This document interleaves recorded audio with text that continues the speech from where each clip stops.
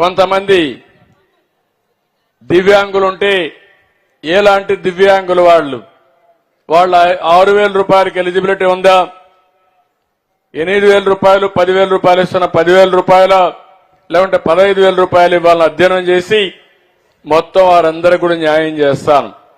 కొన్ని దిక్కలు నేను చూశాను.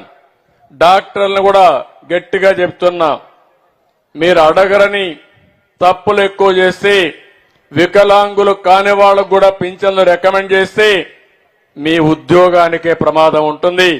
వెరిఫై చేస్తే నేను పేదల పట్ల ఎంత ఉదారంగా ఉంటానో తప్పులు చేసిన వాణ్ణి మాత్రం వదిలిపెట్టనని వారికి కూడా హెచ్చరిక చేస్తున్నానని చెప్పి కూడా నేను మీకు తెలియజేస్తున్నా.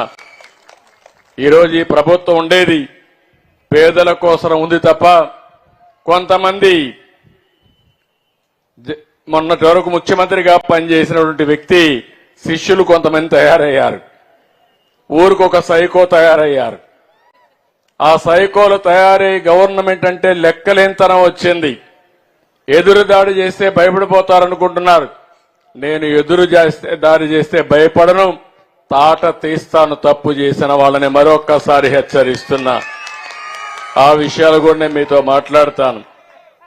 ఈరోజు ఇంకొక పక్క మీరు ఒకసారి చూస్తే రెండో ఇల్లు మద్దిరాలపాడులోనే ఈ ఊర్లోనే ఒక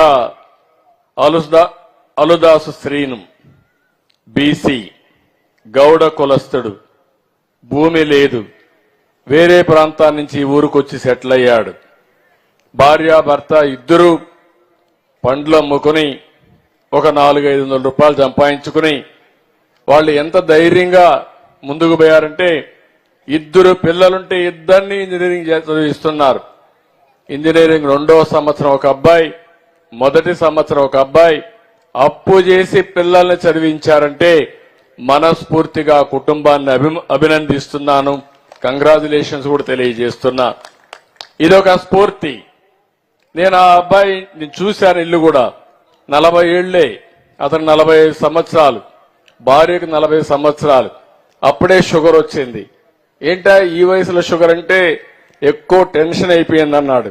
నీకు టెన్షన్ దేనికోసం అంటే పిల్లల్ని చదివించాలి, మళ్ళీ నేను ఇలాంటి పనులన్నీ చేయాలి, నేను పోయి పళ్ళు తీసుకొస్తాను, నా భార్య అమ్ముతుంది, దీనివల్ల పిల్లల్ని చదివించి పైకి వస్తున్నాం అంటే ఇల్లు లేదంటే ఇల్లు శాంక్షన్ చేయమన్నాను.